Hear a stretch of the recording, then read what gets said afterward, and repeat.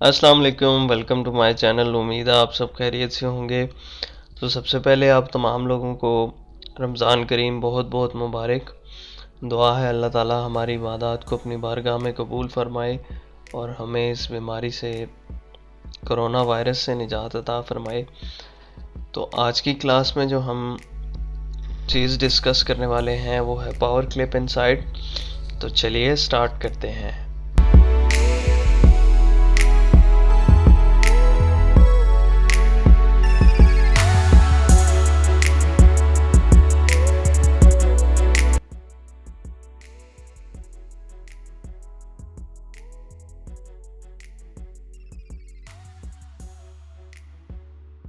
Alright, तो Corel Draw में power clip एक ऐसा टूल है जिसको हम यूज़ करते हुए अपने किसी भी ऑब्जेक्ट को किसी भी ऑब्जेक्ट के अंदर क्लिप कर सकते हैं। हम इमेजेस वगैरह को भी क्लिप कर सकते हैं ऑब्जेक्ट्स के अंदर, और किसी टेक्स्ट में किसी इमेज को भी क्लिप कर सकते हैं।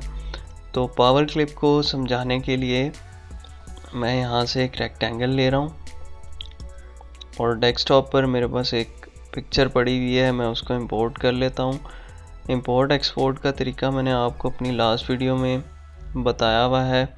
अगर आपने वो वीडियो नहीं देखी तो काइंडली वो वीडियो लाजमी देखें, और जो हमारे चैनल पर नए आए हैं उनसे रिक्वेस्ट है कि काइंडली जो पुरानी वीडियोस हैं उनको लाजमी देखें, नहीं तो आपको अगली वीडियोस की कुछ समझ नहीं आनी। और पुराने व्यूवर्स से रिक्वेस्ट है कि जो चीज़ें आप लोगों को समझा रहा होता हूँ उनकी प्रैक्टिस ज़रूर किया करें, क्योंकि जब तक आप लोग इन चीज़ों की प्रैक्टिस नहीं करेंगे आप लोग नहीं सीख पाएंगे। तो मैंने यहाँ पर ये इमेज इंपोर्ट कर लिया है। तो अगर आप लोग ये चाह रहे हैं कि हमारा ये जो इमेज है वो हमारे इस वाले ऑब्जेक्ट के अंदर पावर क्लिप हो जाए, तो उसके लिए आपने क्या करना है, सिंपली जब आप अपने उस ऑब्जेक्ट पे राइट क्लिक करेंगे तो आपको यहाँ पर पावर क्लिप इनसाइड का ऑप्शन मिल जाएगा। तो जब आप इस पर क्लिक करेंगे तो आपके माउस का कर्सर चेंज हो जाएगा।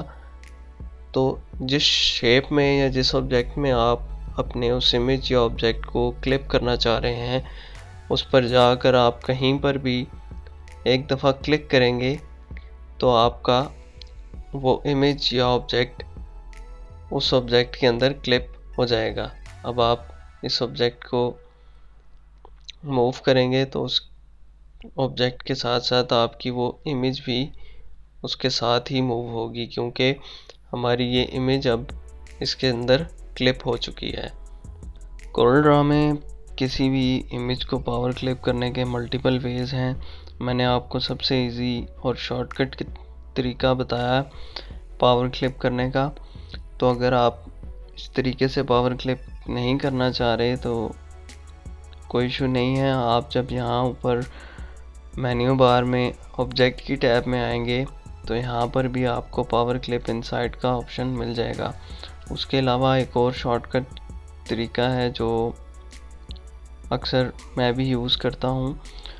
जब आप अपने उस इमेज को जिसको आप क्लिप करना चाहते हैं किसी ऑब्जेक्ट में, उसको राइट क्लिक के साथ ड्रैग करते हुए उस ऑब्जेक्ट पे लाएंगे जिसमें आप उसको क्लिप करना चाहते हैं, तो आपको आपका कर्सर चेंज होता हुआ नज़र आएगा। जब आपका ये कर्सर इस तरह चेंज हो जाए तो आपने अपने माउस को रिलीज़ करना है, तो यहाँ पर भी आपको पावर क्लिप इनसाइड का ऑप्शन मिल जाएगा। तो इस तरीके के ज़रिए आप अपनी मर्ज़ी से कहीं भी अपने ऑब्जेक्ट को क्लिप कर सकते हैं।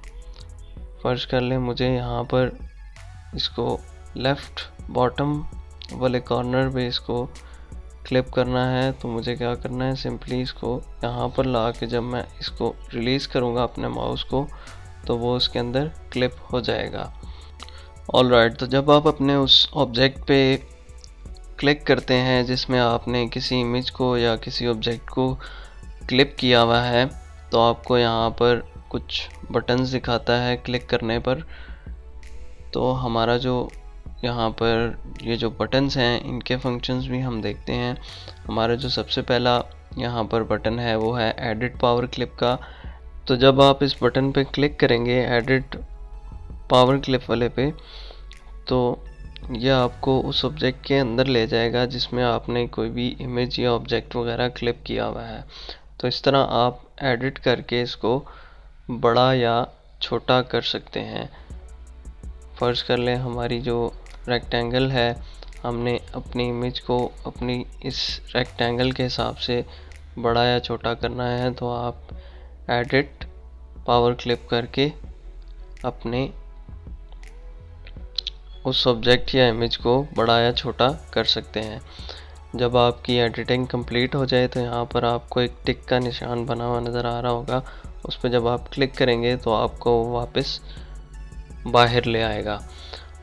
तो हमारा जो सेकंड बटन है यहाँ पर वो है सेलेक्ट पावर क्लिप कंटेंट्स का। जब आप इस पर क्लिक करेंगे तो ये क्या करता है, आपके उन ऑब्जेक्ट्स को सिलेक्ट करके दे देता है जो क्लिप हुए हुए होते हैं बाहर रहते हुए ही। तो आप बाहर रहते हुए ही अपने उस क्लिप हुए हुए ऑब्जेक्ट को एडिट कर सकते हैं। यहाँ पर एडिट बिटमैप में क्या था आपको, सॉरी एडिट पावर क्लिप में, कि ये आपको उस ऑब्जेक्ट के अंदर लेकर जाता था, लेकिन यहाँ पर सेकंड वाले बटन को जब आप क्लिक करेंगे तो वो बाहर रहते हुए ही आपके क्लिप शुदा ऑब्जेक्ट को सिलेक्ट करके दे देगा आपको। उसके बाद यहाँ पर जो हमारा थर्ड बटन है वो है एक्सट्रैक्ट कंटेंट्स का। जब आप इस पर क्लिक करेंगे तो ये क्या करेगा, आपके क्लिप हुए हुए इमेज को या ऑब्जेक्ट को एक्सट्रैक्ट करके दे देगा। ये देख सकते हैं उसने हमारे ऑब्जेक्ट को एक्सट्रैक्ट कर दिया। उसके अलावा यहाँ पर हमारा जो चौथा बटन है वो है लॉक कंटेंट्स का। तो जब आप इस पर क्लिक करेंगे तो ये क्या करेगा, आपके उस रेक्टेंगल को मूव करेगा, लेकिन अंदर वाला जो ऑब्जेक्ट है उसको मूव नहीं करेगा। तो मैं आपको यही रेकमेंड करूँगा कि आपने हमेशा इसको डिफ़ॉल्ट रहने देना है, इसको लॉक ही रखना है,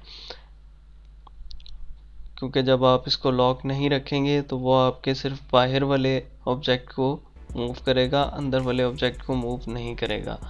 उसके अलावा अगर आप यहाँ पर देखें तो यहाँ पर एक छोटा सा एरो है, जब आप इस पर क्लिक करेंगे तो मज़ीद कुछ ऑप्शंस यहाँ पर आपको मिलेंगे।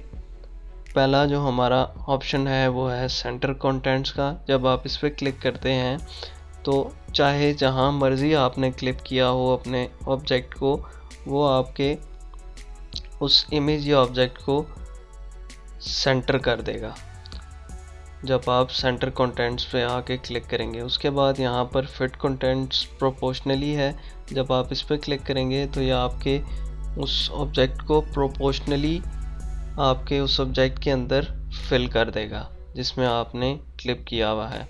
उसके बाद फिल फ्रेम प्रोपोर्शनली, ये क्या करेगा, आपके उस ऑब्जेक्ट को थोड़ा सा स्ट्रेच करके फुली फिल करके दे देगा। उसके बाद यहाँ पर स्ट्रेच कंटेंट फिल, ये आपके उस रेक्टेंगल या ऑब्जेक्ट जिसमें आप किसी चीज़ को क्लिप करना चाह रहे हैं उसके साइज़ के मुताबिक स्ट्रेच होकर फिल कर देगा। एक चीज़ आपको बताना भूल गया, आप यहाँ से भी एक्सट्रैक्ट कर सकते हैं अपने कंटेंट्स को, और यहाँ से भी एक्सट्रैक्ट कर सकते हैं राइट क्लिक करके। यहाँ पर आपको एडिट पावर क्लिप और एक्सट्रैक्ट कंटेंट का बटन मिल जाएगा। तो जब आप अपने किसी ऑब्जेक्ट में से अपने क्लिप हुए हुए इमेज को या ऑब्जेक्ट को एक्सट्रैक्ट कर देते हैं, तो जिस ऑब्जेक्ट में आपका वो इमेज या ऑब्जेक्ट क्लिप हुआ था उसमें एक फ्रेम सा बन जाता है। तो अब जब आप अपने उस इमेज को या ऑब्जेक्ट को क्लिक करते हुए ड्रैग करते हुए आगे लाएंगे तो यहाँ पर इस फ्रेम का कलर चेंज हो रहा है। जब इस फ्रेम का कलर चेंज होने लग जाए तो आप यहाँ पर जब ला के इसको रिलीज़ करेंगे अपने माउस के बटन को, तो वो आपके ऑब्जेक्ट को उसके अंदर क्लिप कर देगा। और अगर आप ये चाह रहे हैं कि हम जब क्लिक करते हुए यहाँ पर लाएं इस शेप पर या ऑब्जेक्ट पर तो इसमें ये क्लिप ना हो, तो आपने क्या करना है, सिंपली अपने माउस के क्लिक को होल्ड रखते हुए साथ में जब आप F प्रेस कर देंगे तो वो आपके उस ऑब्जेक्ट को उसके अंदर क्लिप नहीं करेगा। या आप देख सकते हैं मैंने F प्रेस किया हुआ था इसलिए उसने हमारे उस ऑब्जेक्ट को उसके अंदर क्लिप नहीं किया। ऑलराइट, तो मैं आपको पावर क्लिप को टेक्स्ट पर भी अप्लाई करके दिखा देता हूँ। मैं यहाँ से इसकी एक कॉपी ले रहा हूँ और इसको हम चलें यही रहने देते हैं। तो इसका फिल ख़त्म कर देते हैं हम यहाँ से और इसको आउटलाइन दे देते हैं सिंपली। और अब यहाँ पर राइट क्लिक करके इस इमेज को इस टेक्स्ट के अंदर पावर क्लिप कर देते हैं। और अब यहाँ से हम इस एरो को क्लिक करके इसको फिल फ्रेम प्रोपोर्शनली पे क्लिक कर देते हैं तो वो हमारे उस इमेज को प्रोपोर्शनली हमारे इस टेक्स्ट के अंदर क्लिप कर देगा। तो इस तरह हम अपने इमेजेस वगैरह को अपने टेक्स्ट के अंदर भी क्लिप कर सकते हैं। अब बात करते हैं कॉपी करने की, मीन्स के हमारा जो इसके अंदर ये इमेज क्लिप हुआ है वो हम चाह रहे हैं कि इसके अंदर भी सेम कॉपी हो जाए।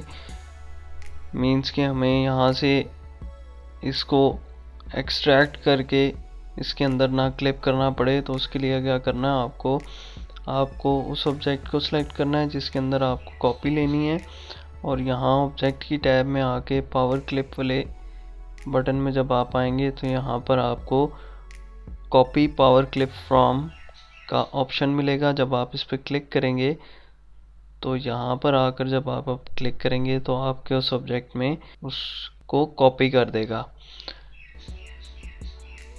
आई होप कि आपको ये सारी चीज़ें अच्छे से समझ आ गई होंगी। अगर आपको किसी भी चीज़ की समझ नहीं आई तो आप कमेंट सेक्शन में मुझसे पूछ सकते हैं।